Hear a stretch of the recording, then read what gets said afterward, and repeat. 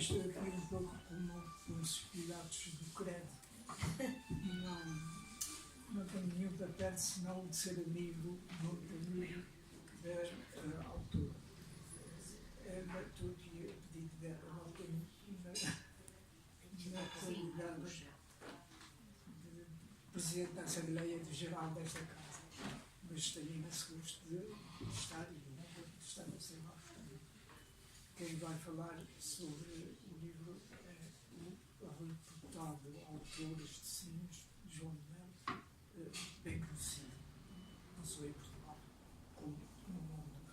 É um dos maiores romancistas atuais do Ocidente. Em todo o caso, não posso deixar de dizer que não tenho imenso gosto de poder estar aqui consigo nesta altura. Conheço o livro, li o livro, obviamente. Pois é, não sei se isto está ligado. Estão ligados. Não chega nada.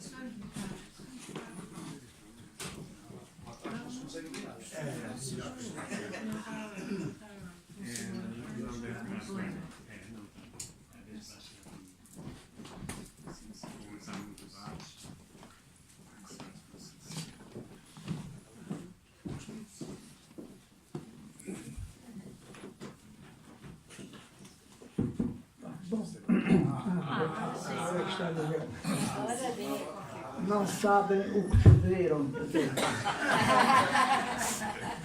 Melhor cá para trás. Pronto, portanto, realmente não tenho papel nenhum aqui, senão o de ser amigo da autora.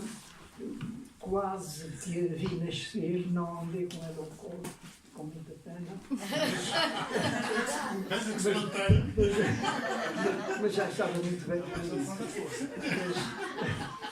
Realmente conheço um pouco desde o princípio, conhecia pessoalmente nesta casa. Há muitos anos, ficámos sempre amigos e muito amigos, e acompanhei-a quase do início da sua atividade literária, sobretudo da já mais significativa, que acompanhei, que li com muito gosto, tudo antes até de ser publicados. Deste livro também o li, mas ele não vai dizer mais nada, senão que é um muito bom livro que se lê com agrado, porque não são só os assuntos, os temas de que trata a autora que interessam, mas também a qualidade da sua escrita, que é cativante.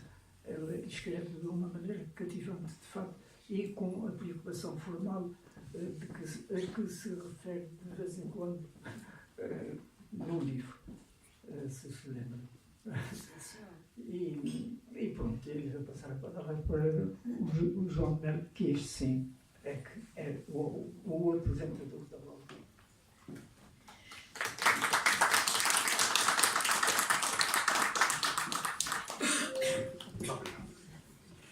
Muito obrigado.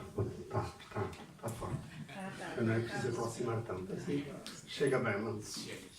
Então, muito boa noite, muito obrigado pela recepção, Sr. Presidente. Muito obrigado à autora por me convidar. A autora e amiga não tanto quanto o Edvino, mas há alguns anos. Não é? E ao Edvino pelas suas palavras amáveis, simpáticas e pela presença. Obviamente também, porque é um grande amigo da Nélia, da Lélia. Eu tenho sempre uma grande dificuldade. E vice-versa. Sei se posso perfeitamente testemunhá-lo. Eu gostava de não demorar muito, não vos maçar muito e de ser o mais objetivo possível e de ater-me àquilo que me parece ser o essencial deste momento. Sobretudo deste momento. Não quer dizer que a obra não mereça, sei lá, um discurso mais longo, mais detido, mais pormenorizado, até eventualmente até por escrito. Eu não tive tempo, mas tomei as minhas notas e é com base nele para também não deslizar por aí fora, sem controle, que me iria referir à obra e à autora. Trago 2 livros dela, porque me parece que há uma evidente continuidade até e uma afinidade total entre um e outro, embora com as suas diferenças, quer de tempo, quer de alguma temática interior. Mas começaria pelo seguinte.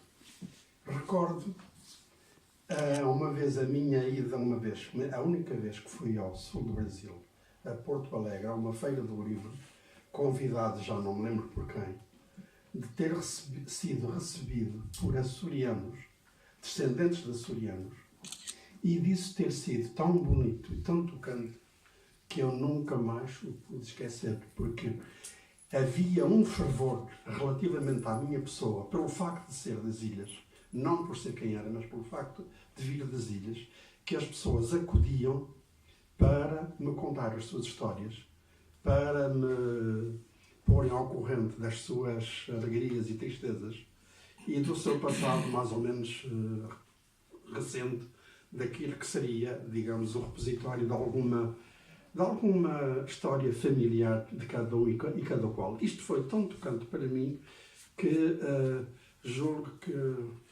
já vai chegando a hora de voltar e de, por essa via, ter um novo banho da serenidade, porque eu considero que também é algo lá de lá. O segundo momento foi em Caracas.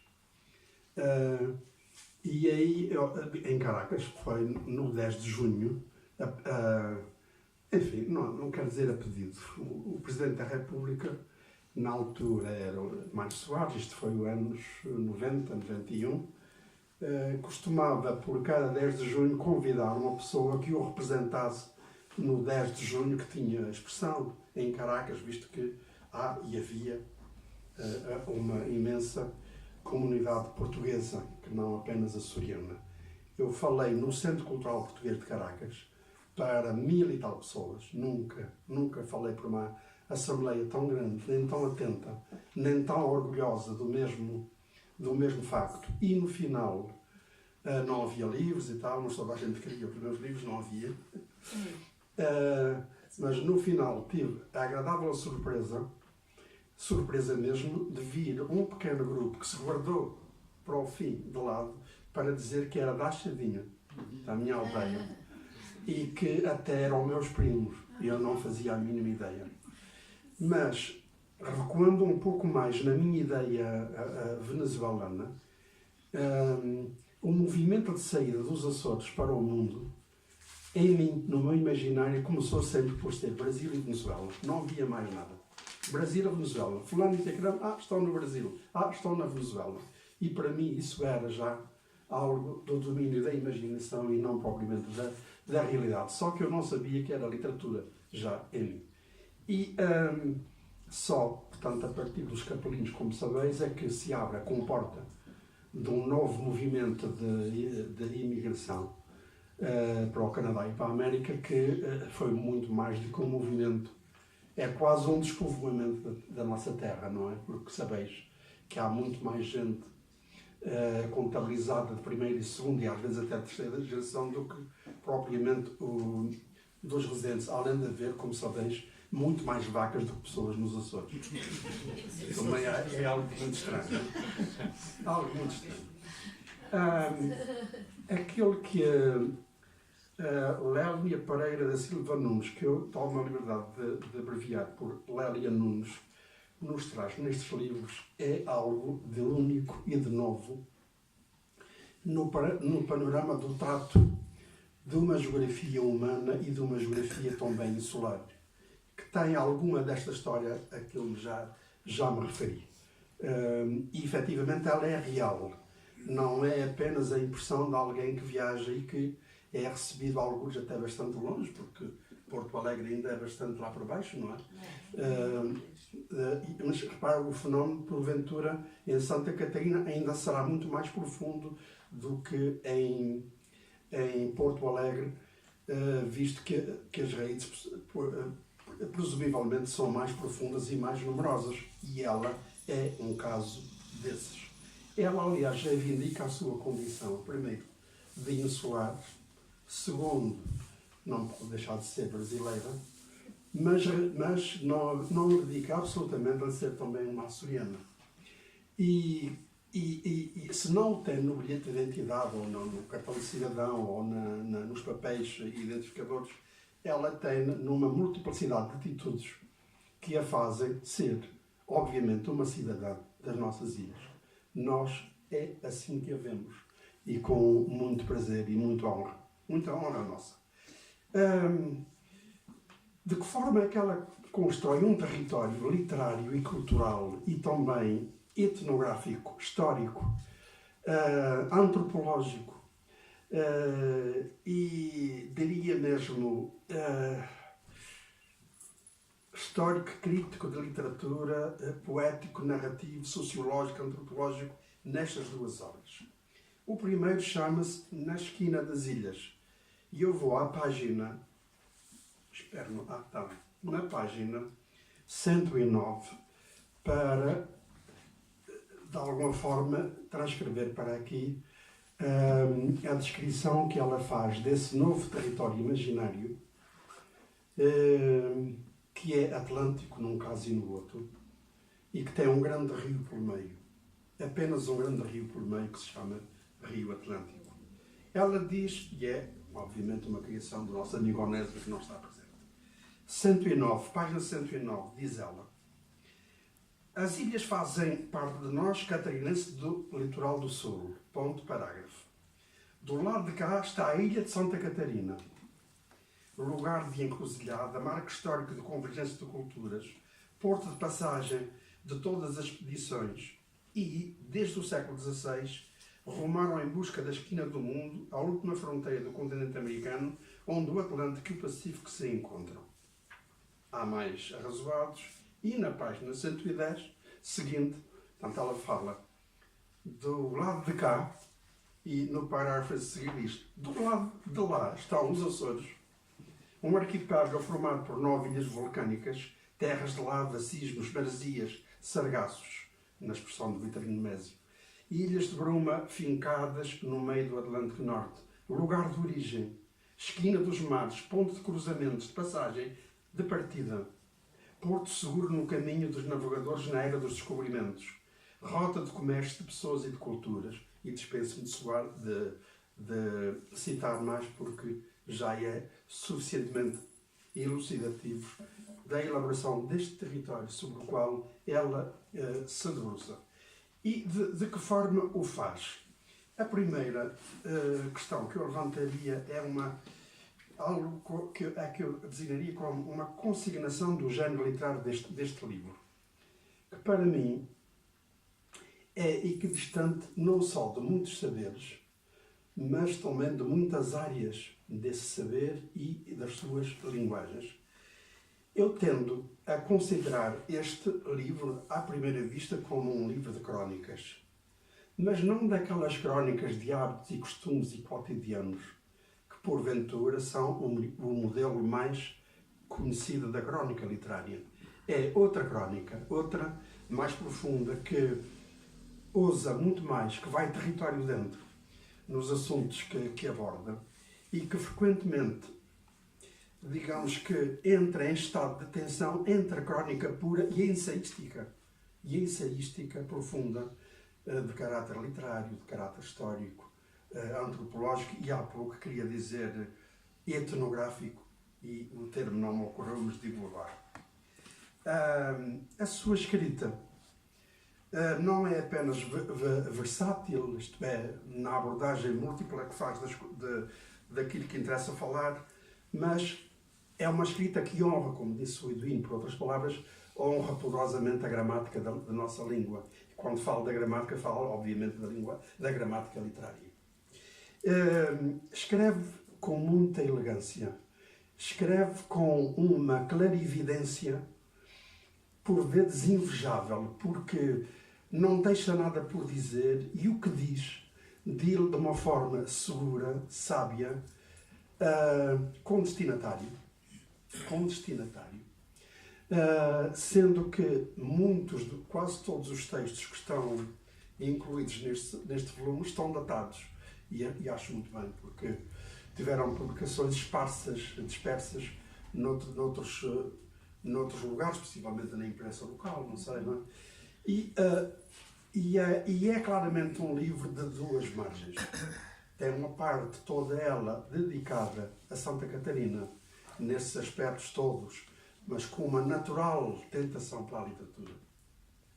Obviamente que é o território amado de Lélia, e nos Açores penso que ainda mais profundamente literário. Eu digo isto, pronto, porque também por profundo reconhecimento pessoal, porque ela teve a amabilidade de nos dois de me referir bastante e de avançar ideias sobre aquilo que eu faço. É uma prosa de água corrente, compatível com a erudição da sabedoria e das convicções que expressa e defende.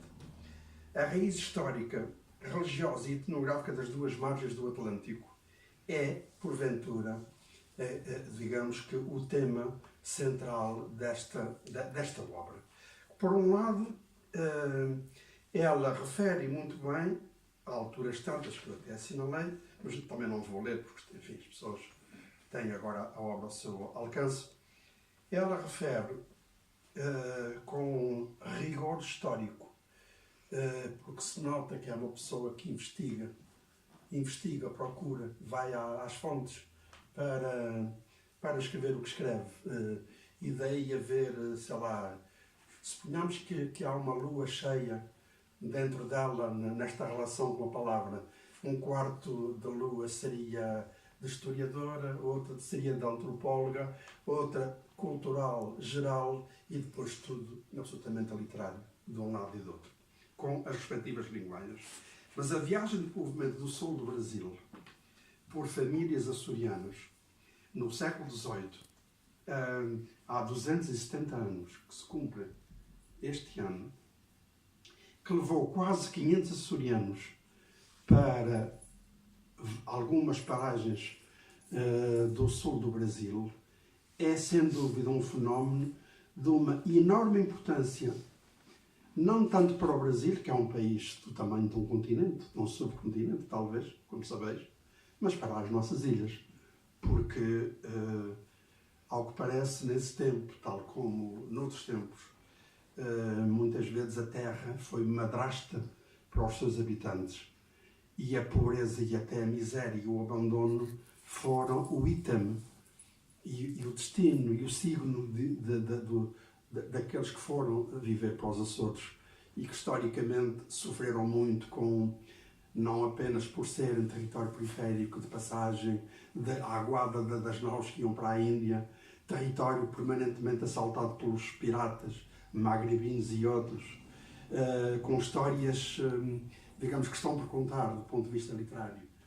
Nunca se contaram, creio que, com grande investigação, mas e onde há efetivamente episódios de uma extraordinária e estranha maneira de estar no mundo, como foi por exemplo, eu já me estou a desviar do que está aqui, como foi, por exemplo, o caso dos corvinos, que não podendo resistir mais ao saque permanente dos magrebinos que assolavam a ilha, que entravam por lá dentro e que roubavam tudo, etc., decidiram fazer um acordo com eles. Portanto, acordo de paz, não há aqui mais roubos nem mais nada, a gente avisa-vos através de sinais de fogo e com uma bandeira que coloca quando a gente souber que a armada portuguesa está perto e, portanto, vocês correm o perigo. E passaram a conviver, digamos, com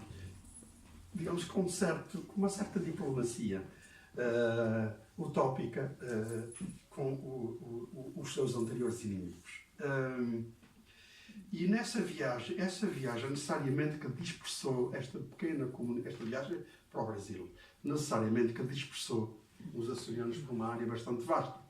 E eles não foram sós, levaram consigo usos, costumes, ideias, religião, ritos, levaram instrumentos de trabalho, levaram as suas culturas, tentaram, diz a Lélia muito bem, tentaram o cultivo do trigo, que nesses anos seguramente fazia de algumas ilhas, pelo menos um celeiro de trigo, como era, por exemplo, São Miguel na minha infância. Agora já não há trigo.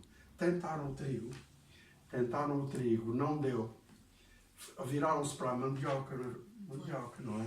Mas refinaram de tal maneira a mandioca que ela ficou melhor do que a farinha de trigo. E depois foram os próprios índios a aprender com os açorianos também a refinarem a sua mandioca para ter também melhor alimento e mais delicioso. Isto tudo é um processo, digamos, e creio que já vou um bocadinho. É um processo tão interessante que carecia, efetivamente, de alguma ficção, visto que a realidade já está aqui descrita. O culto do Divino Espírito Santo é, talvez, o eixo primordial deste fenómeno de civilização, quer dos açorianos residentes, quer daqueles que emigraram para o Brasil. E é das tais tradições que talvez se tenham tornado mais concretas, mas não de forma estática, que foram, digamos, introduzidas no Brasil e depois recriadas com outros termos, outros ritmos, outros temperamentos, etc. O brasileiro, como sabeis, é um povo muito criativo. Mas também os ritos da Quaresma, o culto dos padroeiros ou das padroeiras. E talvez, suponho que a Lária concorda comigo que a chamada farra do boi, que era uma espécie de tourada brasileira que consistia em cansar o touro até à exaustão e depois dar-lhe o destino final, não é? Ou então devolvê-lo à pastagem, porque no ano seguinte ele voltava, ou tempos depois ele voltaria à festa dos solistas brasileiros, direi assim. Hoje está proibido. É, obviamente, uma prática discutível. Por acaso até está na ordem do dia com as touradas aqui em Portugal. As touradas são outra coisa aqui. Na Terceira também são outra. E suponho que a farra do boi ainda é outra coisa. E inscreve-se na tal linha de evolução dos usos e costumes trazidos e que foram reelaborados e reimplantados no seu destino brasileiro. Já falei, portanto, do trigo, dos instrumentos agrícolas, dos engenhos, os costumes, festas e outras tradições lúdicas, e aqui é que entrava então o carnaval e a farra do boi, a que já me referi. Eu diria, para terminar, perguntar-me a mim próprio o seguinte: o que nos é Corpo de Ilhas, este livro? O que nos é a nós?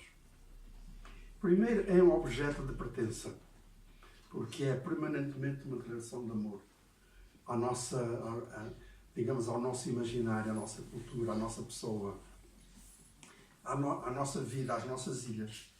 Mas é também a sugestão poderosa de uma dualidade que carece de alguma reciprocidade da nossa parte.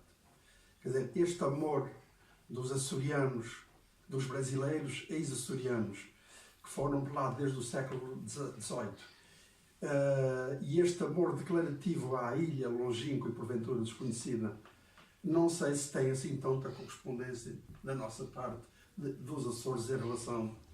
E isto, digamos, podia obviamente traduzir-se em grandes formas de intercâmbio, não apenas civilizacional ou não apenas populacional, mas em termos de eventos e de políticas culturais cada vez mais estreitas. É, de alguma forma, frustrante ver, por exemplo, que os livros dos açorianos do Brasil não são livros dos açorianos dos Açores e vice-versa. Da mesma forma que os livros portugueses não são livros brasileiros e os brasileiros não são livros portugueses. E, aliás, também, pronto, eu fecho aqui isto e termino já. Se virmos bem, se considerarmos a pintura, a música, pintura e música, basta-nos, que são dois grandes exemplos,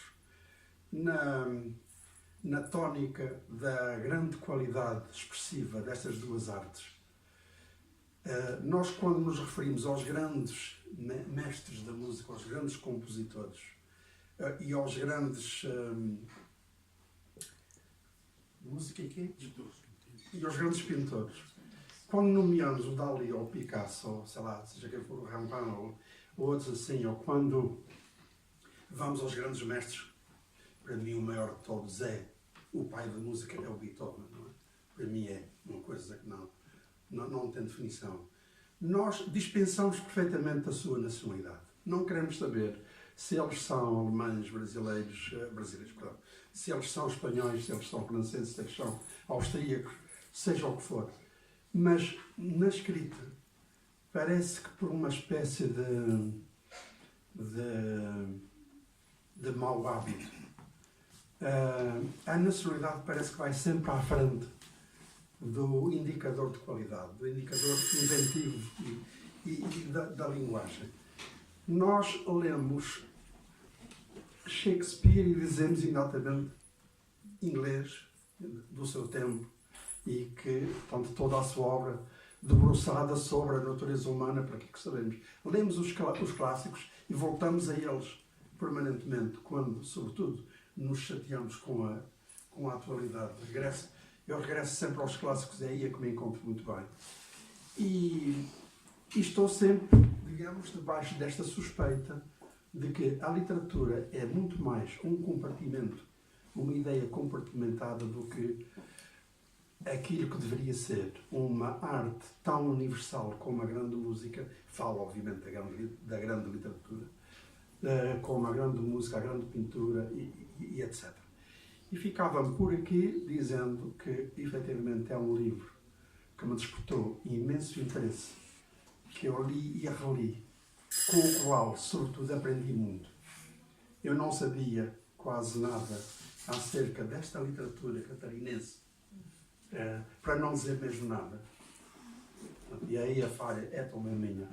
E agora tenho não apenas o conhecimento dela, e tenho também o livro de consulta futura, sempre que eu quiser voltar a este território, ainda que imaginário, e com duas margens, uma do lado de lá e outra do lado de cá do Rio Atlântico. Muito obrigado.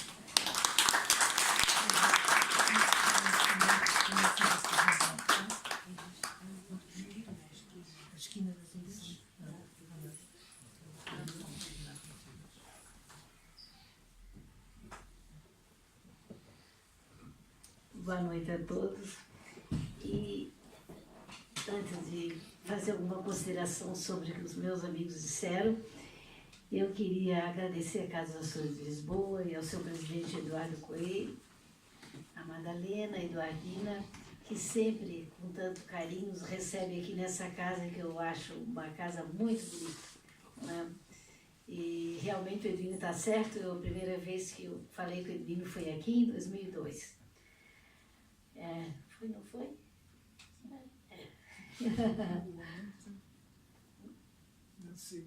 Mas eu acho que foi 2002 de comunidade. Essa noite, assim, para mim é muito importante. Nós estamos aqui sentados numa mesa que tem por toalha uma coxa de um tiara açoriano. Tem ao meu lado o Edwino de Jesus, que é realmente um amigo muito querido, eu sempre chamo de Amadinho, né? E o João de Mello, sou presidente agora desse dia, e o João de Mello, que eu tinha uma admiração enorme antes de conhecer. Eu lia Gente Feliz com Lágrima, foi o primeiro, Meu Mundo Não É Desse Reino, aquilo me encantava, as personagens, a fome, é tão forte isso, João, que quando eu fui na Chadinha a primeira vez, eu parecia que eu estava ali naquele padrão do lugar. Eu disse, será que passou aqui os personagens do João de Mello? Será que andou aqui? Sim, e ao mesmo tempo eu pensei também na Adelaide, que falava, a nossa amiga, que faleceu em 6 de junho último, e a Adelaide falava daquela casa, daquele espaço onde ela, a Xana, né, que é realmente um livro autobiográfico, e sempre me despertou assim uma curiosidade e um sentimento muito ligado àquele lugar que é a Chadinha. Então, eu fico muito feliz de tê-los, de estar aqui nessa mesa com essas duas pessoas que eu realmente tenho a maior admiração e o meu reconhecimento ao presidente da Casa dos Açores. E ao mesmo tempo o carinho de tê-los aqui nessa noite, né? Sair das suas casas e vir aqui ver um livro de uma brasileira que de vez em quando está por aqui, alguns que já têm trabalhos realizados comigo, como é o caso do Roberto, a doutora Berta, que eu tenho uma amizade e uma admiração muito grande, ela bem sabe disso, e Maria Fernanda, Enes, né? Que esses dias da minha derrapada aqui com Pérola foi tão amiga e tão próxima, e todos os senhores que, de uma maneira ou de outra, me trazem um pouco daquelas ilhas que eu amo tanto e realmente eu gosto dos Açores, nessa noite aqui. Eu queria voltar então ao livro e as duas coisas que foram colocadas por um e por outro. Primeiro, quando o Eduino disse que muitas vezes ele lia até antes de ser publicado, é uma grande verdade, porque tanto ele quanto o Daniel de Sá, eles liam e diziam, não, mas eu acho bom não dizer isso, não coloca aquilo ali. Há palavras que no português tem uma outra conotação, e vocês me perdoem até se vai ferir o ouvido dos senhores, mas realmente uma palavra como tesão na nossa língua não tem no português do Brasil, tem uma conotação que pode ser assim, ó, eu estou com a maior tesão de fazer esse trabalho, sabe, essa ideia de energia. Então, às vezes eu colocava e ele vinha e dizia, não pode dizer isso. Não, essa tanto um quanto o outro, tanto ele quanto o Daniel. Ele é melhor não falar assim. Entendeu? Os dois foram assim muito importantes nesse minha construção. Primeiro que eu nem sabia se algum dia eu ia estar sendo escritora, ou nem sei se sou, mas a verdade é que eu sou uma professora da Universidade Federal de Santa Catarina que dava aula de Sociologia Jurídica e Sociologia das Organizações, que essa é a minha formação na área de mestrado em Sociologia, era sempre essa área. Só que eu comecei a observar, enquanto professora da universidade, que os nossos alunos não conheciam nada de Santa Catarina. E eu já tinha, assim, um coração muito aberto para as festas do Espírito Santo, porque a minha cidade tinha uma festa muito bonita. Então, a bandeira do Divino, a festa, fazia parte da minha história, a história da Lélia, não da professora.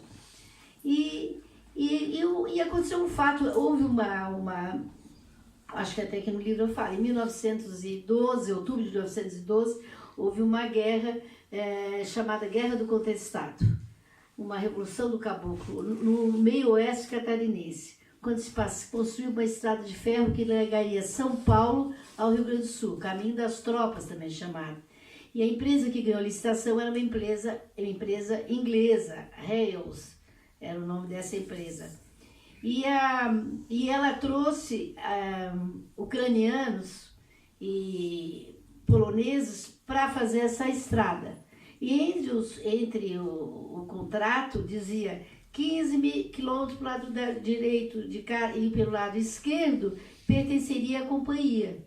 Né? E com direito, aí vem a Brasil Lumber, com direito de exploração de toda a área ao longo da ferrovia, que era uma área muito rica de pinheiros araucários. Então isso criou um clima de hostilidade e já havia uma questão entre Paraná e Santa Catarina por causa da questão de limites, então muita gente pensava que era apenas limite, e isso eclodiu essa guerra dentro do estado de Santa Catarina, até que houve o primeiro acidente aéreo e ainda em combate, que foi em Santa Catarina. Então, um dia eu estava dando minha aula para os alunos e perguntei, a Guerra do Contestado. Olharam para mim assim, ninguém sabia sobre a Guerra do Contestado. Aí ninguém, quem é do Oeste aqui? Porque tem o Oeste, o Norte. Aí levantou, e a Guerra do Contestado, meu filho? Não sei, nunca estudei. Tu nunca estudaste a Guerra do Contestado? Não. Aí eu achei, naquela hora, que eu estava em falta com o meu estado, que eu tinha que começar, e falei no meu departamento. Nós vivimos na época da ditadura, ditadura militar, e nem sei se nós não estamos longe da outra, mas enfim, vamos deixar ali, aí em Banho-Maria. Aí tinha duas matérias obrigatórias, Organização Social Política Brasileira e Educação Moral e Cívica, dentro da universidade, de todos os cursos dos outros ensinos. E então Eu cheguei para o chefe de departamento, comecei a conversar com ele, o que o senhor acha de a gente começar a estudar Santa Catarina? Eu tive que falar com o general Jaldir Faustino, que era o nosso chefe, né? Imagina, no departamento de Sociologia, nós tínhamos um diretor que era general do Exército. Aí fui lá e disse, o professor Jaldir, quem que o senhor acha? Conversei com o senhor Nereu do Vale Pereira, ele está de plena acordo, ele também acha que a gente tem que falar sobre isso. E nós estudamos sobre estudos catarinenses, cultura catarinense. Aí ele assim, o senhor permite, na nossa disciplina, nós vamos criar então essa emenda e tal, aí eu fiz uma justificativa, enfim, foi criada. Foi criada e começou a ser dada para os primeiros alunos da primeira fase. E no começo tinha coisa de história, tinha coisa de sociologia, fundamentos das ciências sociais, e no meio eu fui introduzindo cultura catarinense, o processo de migração, e aí começa a história. Os açorianos vão entrando e vou mostrando para eles essa história, a história cultural do nosso estado. Foi assim que foi acontecendo. E o meu primeiro trabalho que eu escrevo e que levo para frente é realmente a Festa do Divino Espírito Santo de Santa Catarina, primeira vinda em 1988, faz 30 anos, 1º de novembro de 1988. Eu vinha a Ponta Delgada e fui recebida pelo professor Machado Pires. E vim e falei sobre a Festa do Divino Espírito Santo de Santa Catarina. Mas depois demorei alguns anos para voltar e depois nunca mais deixei de vir. Estou sempre indo e vindo e eu faço isso com muito prazer. Então, esses 2 livros nasceram, Na Esquina das Ilhas e O Corpo de Ilhas, nasceram dessa relação mais íntima com os Açores. Uma amizade que foi crescendo, alguma começou aqui nessa sala, com escritores que são açorianos, e que foi me aproximando mais até, como é o Onésimo, um e o outro, a gente vai lendo e vai se aproximando e vai se identificando. Então, a identidade também. Então, a identidade da pessoa e a identidade do estado e da cidade. Então, como identidade, é aquele sentimento de pertencer a algum lugar. E eu sei que, e não é uma história, e não é o meu imaginário dizendo isso, que de alguma forma eu tenho uma ligação muito grande com os Açores. Ou para os meus antepassados, ou de alguma maneira, a primeira vez que eu cheguei aos Açores, a ilha de São Miguel, eu fiquei muito emocionada, como se eu estivesse voltando para minha casa de alguma maneira. Eu sempre achei que eu nunca tivesse ninguém dos meus antepassados de São Miguel. Eram todos ali da Ilha Triângulo, Pico, Terceira e São Jorge. Ali são os meus antepassados. Mas nessa história de procurar quem é quem, eu descobri uma Bárbara Conceição que tinha nascido em São Miguel. Talvez tenha sido ela que tenha dado aquele meu sentimento como se eu estivesse voltando para casa. E todas as vezes que eu chego em São Miguel, eu me sinto muito em casa. Então esse livro, O Corpo de Ilhas, é uma seleção de 65 textos e está dividido em 3 partes. A Ilha de Santa Catarina, então, textos ligados à ilha, onde eu falo que existe uma literatura catarinense, e temos o mesmo sofrimento de quem pensa numa literatura dos açorianos, dos madeirenses, das regiões, das suas áreas, porque até a Universidade Federal, do qual eu faço parte, ela cortou a literatura dos catarinenses, porque não existe uma literatura dos catarinenses. Isso foi uma revolta muito grande para nós que trabalhamos e escrevemos lá e que tem uma história literária do primeiro livro, Marcelino, que é de família, que é filho de neto de açoriano, que é a Assembleia das Aves, isso lá no do século XIX. Nós temos um miquelense que saiu do rabo de peixe e foi fugido para o Brasil e viveu muitos anos em Florianópolis também, mas isso no século XIX, não estou falando de agora. E outra coisa importante é essa migração, essas pessoas que foram para lá, esses 461 que chegaram em 6 de janeiro de 1748, que saíram dia 30 de outubro de 1747 do porto de Angra, que até então ainda era Angra, que chegam lá, que depositam suas esperanças, que acreditam naquele quarto de Léria em quadro, que é realmente a sua medida. Mas levam sua mulher, seus filhos, perdem alguns no meio do caminho, mas chegam e constroem um estado, que é o meu estado de Santa Catarina, mas que tem na formação e na influência dessa presença açoriana desde o século XVIII, um respeito muito grande, do mesmo jeito que no século XIX foram chegando os italianos e os alemães, que são os primeiros que chegam e que ocupam uma área. Mas o Estado sabe que é isso. E nessa transculturalidade de todas essas etnias que se colocaram no Estado de Santa Catarina, eu posso dizer com garantia e segurança, representamos 1% do território nacional, mas é um estado muito rico. Quase 7% do produto interno bruto do país sai dali, do estado de Santa Catarina. E a doutora Berta sabe que muitas vezes eu já fiz essa pergunta, quantos açorianos sabem o que fizeram na construção dos 2 estados do sul, Santa Catarina e Rio Grande do Sul, e mais além, no Uruguai. Não podemos esquecer São Carlos de Maldonado, que está lá e que foram os uruguaios, os açorianos levados pelo general Ceballos, que leva então ao Uruguai. E hoje Correntes também faz parte dessa história. Então acho que muitas vezes, alguns não sabem. E os que sabem estão se aproximando com curiosidade. Muitas vezes quando eu digo, e estou aqui, que eu sou de Santa Catarina, que eu sou de Florianópolis, do sul do Brasil, lá tem açorianos. Então, já existe isso. Eu reputo que a partir de 1948 houve uma primeira tentativa nos 200 anos do povoamento açoriano. Quem escreveu sobre essa aproximação foi a Cecília Meirelles.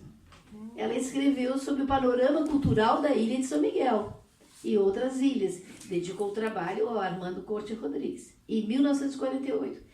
Ela não foi a Santa Catarina.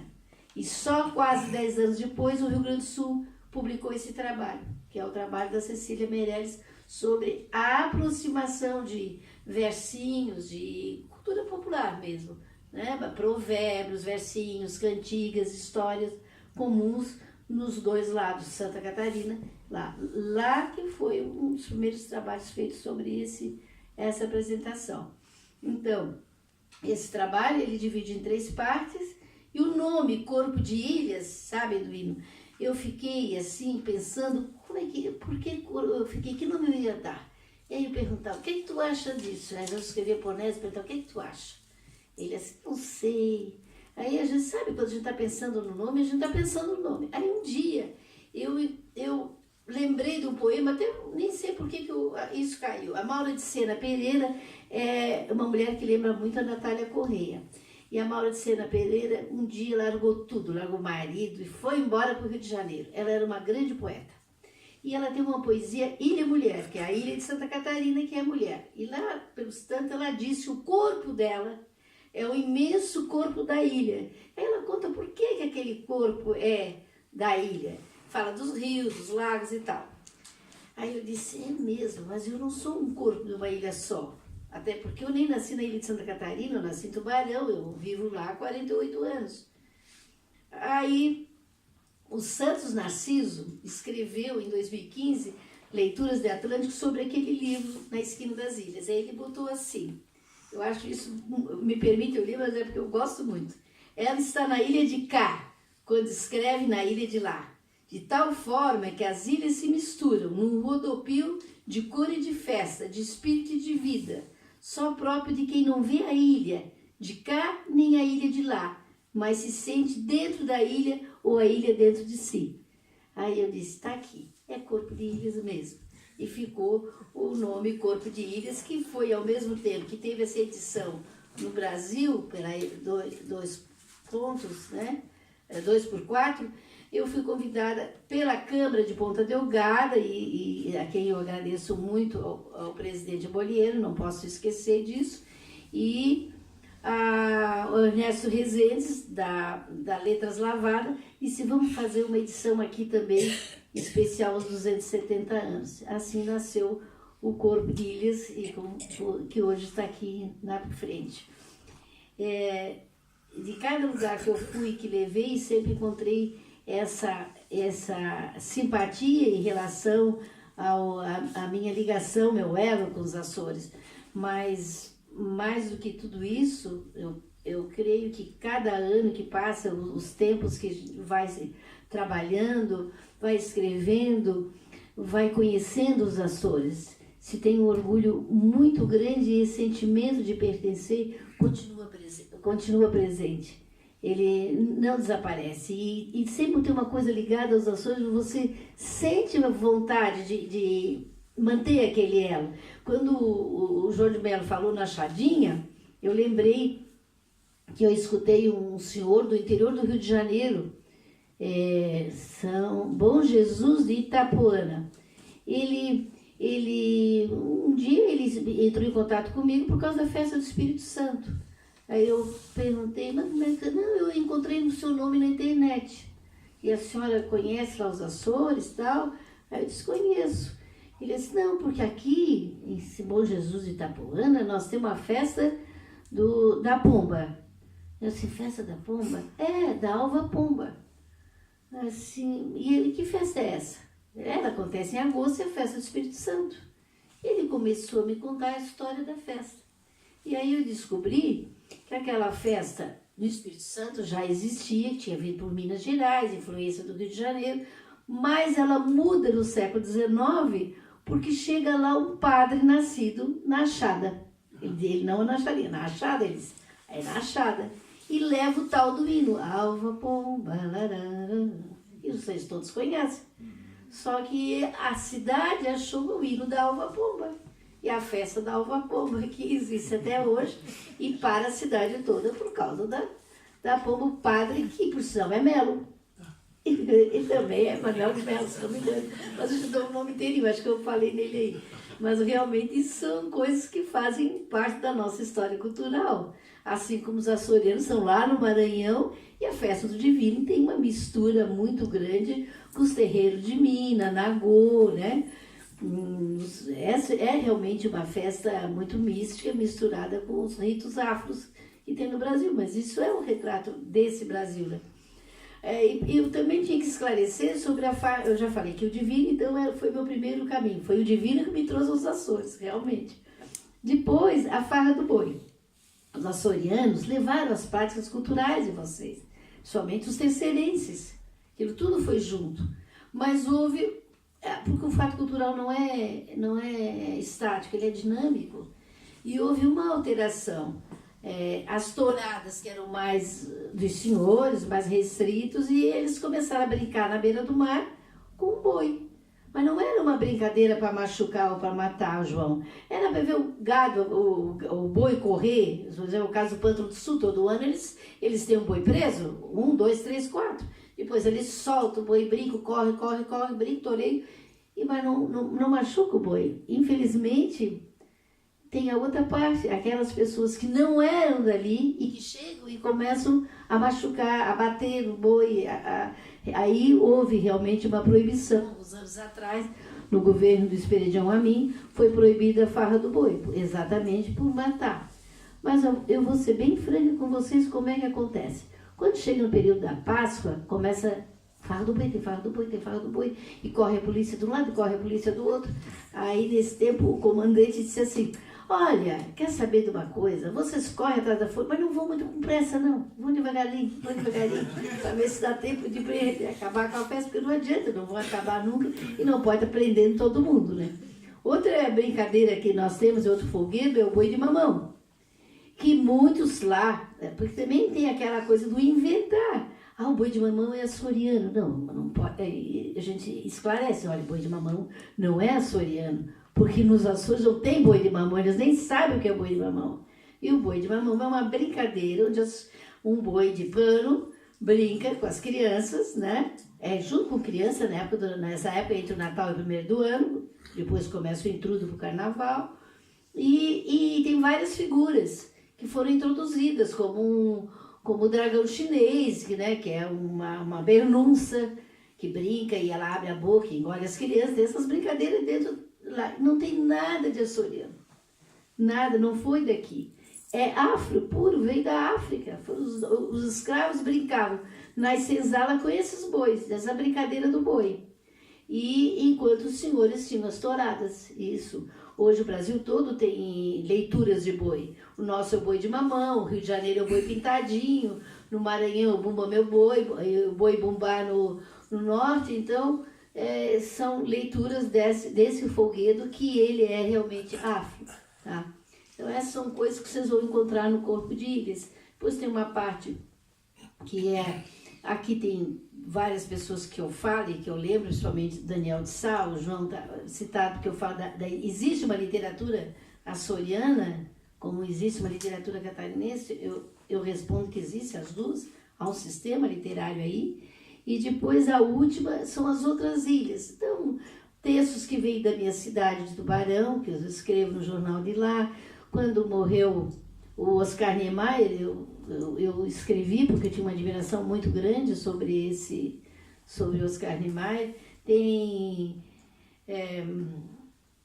Escreveu, meu Deus, agora eu que me deu branco. Escreveu Meu Povo Brasileiro, como é Ribeiro. João Baldo Ribeiro. O João Baldo Ribeiro. O João Baldo Ribeiro, que era uma figura muito engraçada. Uma vez eu estava em Berlim e apareceu uma entrevista dele na televisão. Aí eu mandei um e-mail para ele: olha, estou te vendo aqui, estás falando isso. Aí ele respondeu: meu Deus, mas como esse mundo é pequeno, né? Tu estás aí em Berlim e eu estou falando aqui, né? Ele falando. Então, de vez em quando ele escrevia muito. A gente sentiu muita falta dele quando ele morreu. E ele vinha muito às correntes na escrita. E era muito amigo do Onésimo. Então, quando começou essa história de e-mail, ele pediu para o Onésimo assim: Onésimo, tu me conta uma coisa. Tu tá nessa de e-mailando, e-mail, essa coisa. Aí ele botou o braço assim no Onésimo, né? Assim, o Onésimo grande, ele baixadinho. Tu fazes isso, tu passa e-mail? Ele assim: posso até bastante, imagine. E aí ele respondeu: Onésimo, então tu manda um e-mail para mim e diz assim: João, você é bom, João, você é bom. Era bem ele. E ele contava, eu nem sabia, não foi o Onésimo que contou, foi o próprio João.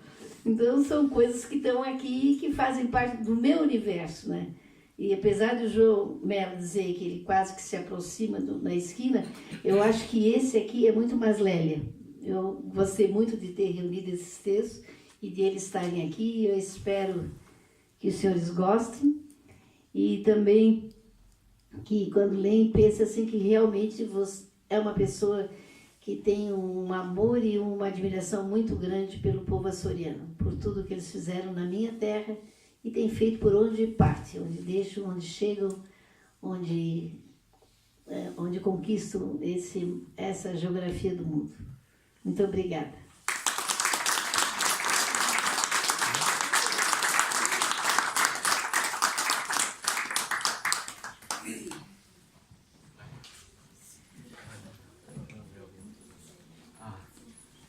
Está aqui a Lélia a sugerir, se alguém quiser fazer alguma pergunta, terá muito gosto em responder. Eu aproveito, enquanto as pessoas estão um bocadinho a pensar, aproveito para informar que no dia 23 deste mês, 23 de novembro, vamos ter aqui uma conferência, uma palestra pelo Sr. Embaixador Lauro Moreira, que já está jubilado, mas foi embaixador, terminou a sua carreira como embaixador do Brasil junto da CPLP. Estou-me a lembrar desta sessão em particular porque o embaixador vai falar sobre Cecília Meireles e Machado de Assis, que são dois ilustres brasileiros com ascendência açoriana.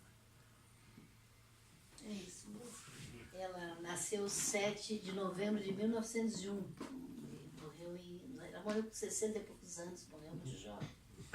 Quando falou da ascendência açoriana, queria lembrar que muito se fala dos presidentes brasileiros, e são vários que têm origem açoriana, tanto no Rio Grande do Sul. Mas em Santa Catarina nós tivemos presidente do Brasil, Nereu Ramos, que ele era da Ilha Terceira, os antepassados, Mateus Coelho, né? Mateus Coelho. E como ele era novo cristão, quando nasceu um filho exatamente no domingo de Ramos. Aí ele trocou o coelho e botou Ramos. Aí tem uma grande família em Santa Catarina, de políticos, inclusive, Celso Ramos, Nereu Ramos, que é então Aristiliano Ramos, que são desse Ramos aí do Matheus Coelho da Ilha Terceira.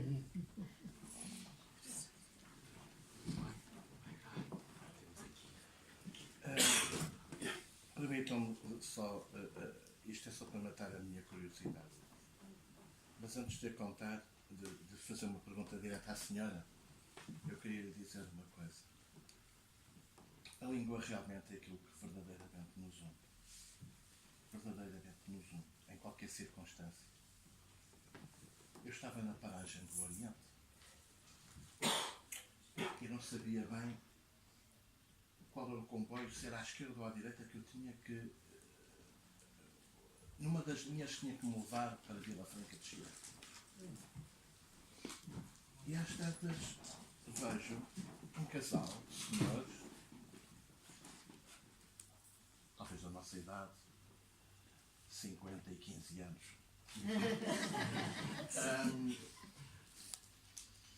E eu fiquei admiradíssimo vê-los a subir a escada rolante. Eles vinham lá, eu estava ali perto, estava indeciso e de repente olho e vejo um casal de apaixonados a subir a escada rolante. E aquele momento da ternura, que eles estavam a ter um com o outro, a subir, achou-me, isto quase que no final da vida, isto é fantástico. Isto é uma coisa giríssima. Eles perceberam que eu estava admirado de os ver e quando chegaram cá em cima, ele próprio, o senhor, me disse assim: senhor, desculpe, pode-me dizer onde é que se apanha o comboio para Vila Franca de Xira? Isto bastou para uma coisa que aconteceu há 2 meses. Escrevo-me com o fulano. Talvez até o conheça. Sei lá. Porque é uma pessoa que eu percebi que estava também ligada à universidade, mas em Porto Alegre. Mesmo na cidade de Porto Alegre.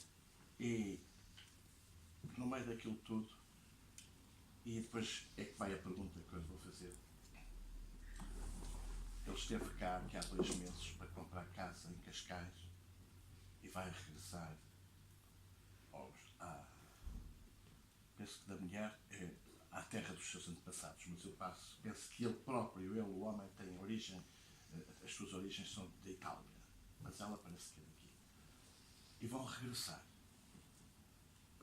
E vão regressar porque estão, disseram, um pouco cansados de um conjunto de circunstâncias que hoje, enfim, se vive no Brasil, que os deixa decepcionados em termos de futuro e querem procurar pelo menos uma tranquilidade ou uma paz num outro sítio do planeta. E eu gostava de perguntar a este aqui, como é que se podiam ter ido para Honolulu, não é?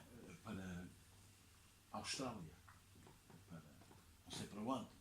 Há tanto sítio no mundo para onde se pode ir. Mas o que é que faz esta gente regressar? A primeira e talvez única é regressar à terra das suas origens.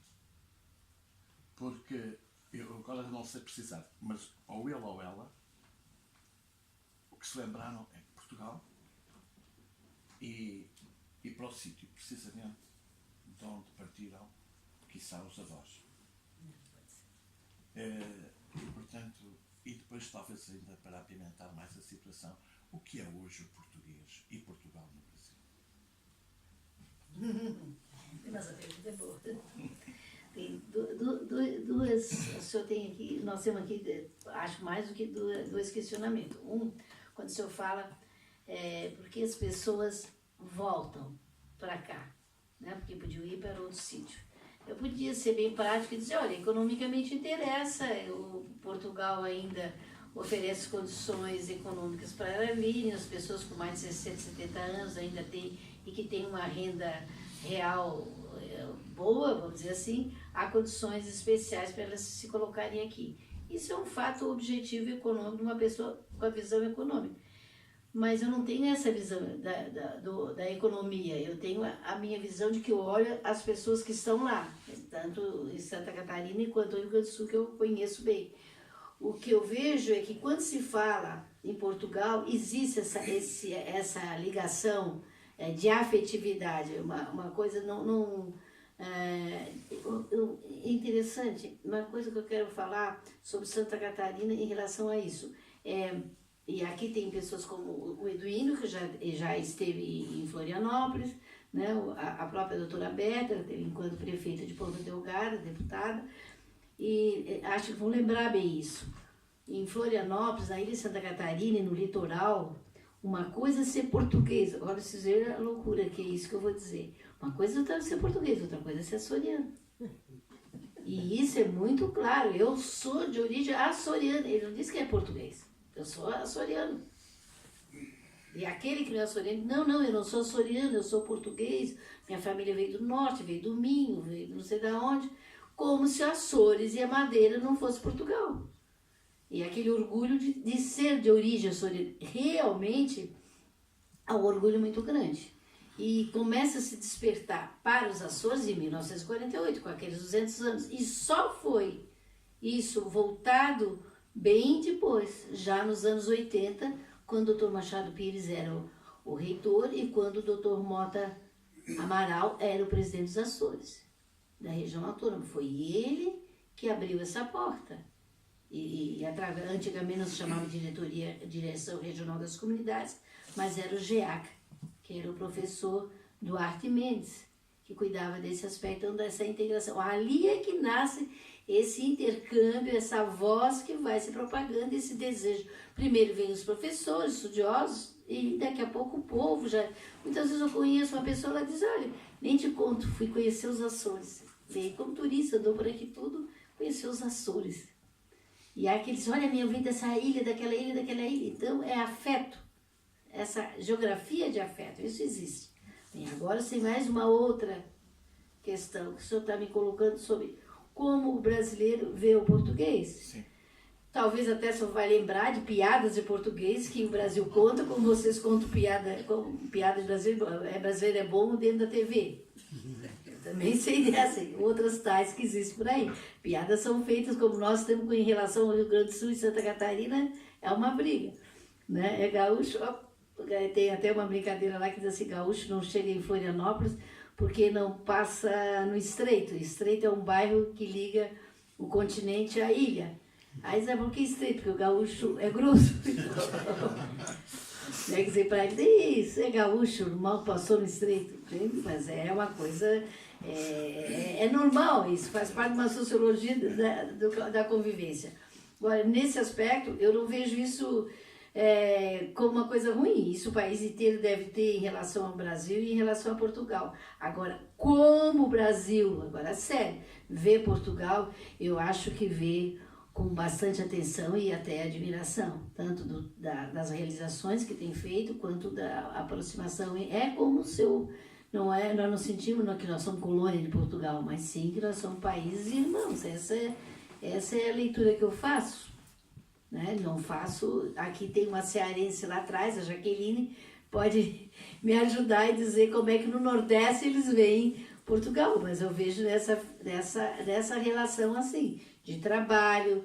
As universidades são muito lembradas, as investigações, os escritores portugueses são estudados também no Brasil. Há sim um cuidado, bastante atenção no aspecto cultural, principalmente. Jaqueline, queria dizer alguma coisa? Subscrevo.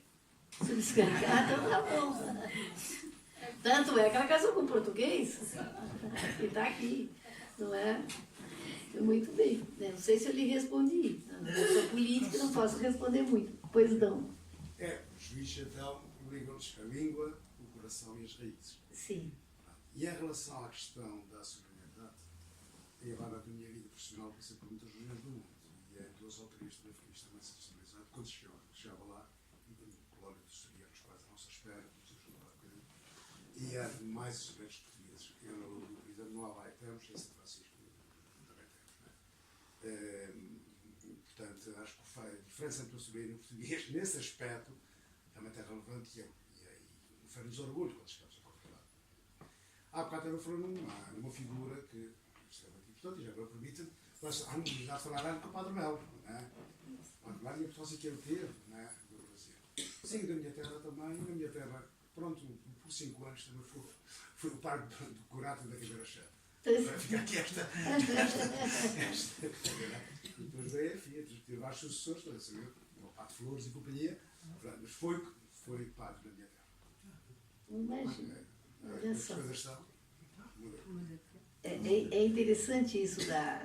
Agora você falou, lembrei assim, coisas da igreja. Agora os 100 anos do Padre Melo. 100 anos. E tudo isso estamos a pensar até enviar uma embaixada, entre aspas, pequenina. Estamos a tentar conseguir algum financiamento por isso. Através de um grupo que nós temos agora em cima, em Tábua também, os nossos filhos da terra, que estão ligados a este evento e que em princípio será para o mundo. Para lá estarão. É verdade. Eu queria também, não sei se o João viu quando foi a Porto Alegre, mas eu acho que deve ter visto. Um dos monumentos mais bonitos da capital do Rio Grande do Sul, Porto Alegre, é o monumento ao açoriano. É belíssimo, parece uma ave que vai pegar voo, né? Vai levantar voo, mas são braços, pernas, né? São os açorianos, aquela força, sabe? É belíssimo, belíssimo, tem uma emoção imensa. Santa Catarina não tem um monumento dessa grandiosidade. Rio Grande do Sul tem, e um dos grandes escultores, Telos, que fez esse monumento que está lá na Praça dos Açorianos, junto a uma ponte do Templo dos Açorianos, porque lá tudo é assim, tudo o Templo dos Açorianos dessa maneira. Tá? E em Santa Catarina não temos monumento, mas um dos maiores resorts de praia do Brasil está em Santa Catarina. Chama-se Coção do Santinho, porque tem um desenho de um santinho na pedra. O dono é Fernando Marcondes de Matos, cujo a origem dele é da Achadinha. Ele já foi na Igreja do Rosário, onde seus antepassados nasceram na Achadinha, né? A igreja Nossa Senhora do Rosário, ele encontrou os termos do batismo. Você tem uma ideia, o amor que ele tem pelos Açores, que todo o prédio, todo o resort, tem uma palavra sobre os Açores. Todas as salas de reuniões têm uma Ilha do Pico, Ilha do Faial, as 9 ilhas estão. Depois ele tem um painel imenso, talvez o tamanho dessa parede aqui, com as 9 ilhas, arquipélago dos Açores. Então, depois o caminho dos Açores, não sei o quê. Tudo em volta ligado a essa relação Açores e Santa Catarina. Tem que ir lá para conhecer. Vou levar o nosso presidente lá, se Deus quiser. Então, é que ele está indo, né, ao Congresso Mundial da Casa dos Açores em Gravataí, no Rio Grande do Sul. Muitos açorianos de Gravataí, Santo Antônio da Patrulha, porque sempre se fala no litoral, eles subiram a Serra do Rio do Rastro, a serra, fugindo dos espanhóis, e formaram a cidade de São Joaquim, que é uma das cidades mais frias do Brasil. São Joaquim da Boca da Serra, foram açorianos também que fundaram. É isso aí, mais alguma coisa, se deixar eu vou Eu longe. queria fazer uma pergunta que não tem que ver com os Açores, Pois tem não. que ver com a literatura. É assim, eu ontem ao ler o Público, vi o Brasil tem 200 milhões de habitantes, mas as edições não vão além, em média, de 3 mil. Não vou mesmo. A da maioria não vai. Eu fiquei espantada, porque muito escritor português tem a expectativa de vender livros no Brasil. Ora, se os internos consomem 3 mil por edição, média, foi o que eu li, eu fiquei pasmada. Mas é uma média, a senhora está bem colocando. Nós temos escritores cuja edição não são três. Agora mesmo saiu uma em Santa Catarina, que foi 15 mil livros na primeira edição. Tudo depende da editora que está produzindo e colocando aquele livro e o nome. Há nomes que são realmente fortes na literatura, outros estão começando. Como aqui a senhora fala, nós temos aqui edição no Portugal de 300 volumes. 300, 500, e assim vai, né? Também acontece. Só eu não vou comparar o Brasil com Portugal. Mas é assim, há muitas editoras que estão focalizadas no eixo Rio e São Paulo. São as maiores e mais fortes. não é? No Sul nós temos as nossas também. Então há como é que a gente chama? Um investimento daqueles escritores do Sul e há os do eixo Rio-São Paulo, depois há os livros dos escritores do Nordeste, porque o Brasil, então nós temos separado isso, entende? Não tem assim um livro que sim, há autores que percorrem o país inteiro e que são lidos até hoje no país inteiro. Jorge Amado é um que nunca deixa de ser lido em todo o país. Em todo o país. Não só, sabe? Então, assim, mas há aqueles que são mais regionalizados. Então aí vem 2000, 1000, tarará. A distribuição é fácil? Não é fácil, não, senhora. É muito ruim a distribuição. Eu tenho um colega cronista muito bom assim na sua escrita na crônica, o Sérgio da Costa Ramos, e ele disse: nós somos um cachê viajante, nós pegamos o livro e botamos embaixo do braço. Entendeu? Eu tenho a distribuição, esse livro está sendo vendido naquela edição que até o João Melo tem ali, que é de Santa Catarina, na livraria catarinense. Aí ela disse, bota o livro para vender. Vamos dizer que o livro tem um preço de capa, o preço da edição, e eles pagam para o escritor, no final das contas, a gente recebe cerca de 40% do valor do livro. Não recebe um valor assim X. Ele vem muito diminuído e a distribuição é muito ruim mesmo. Tem que ser um trabalho editorial e de marketing muito grande. É o que eu vejo.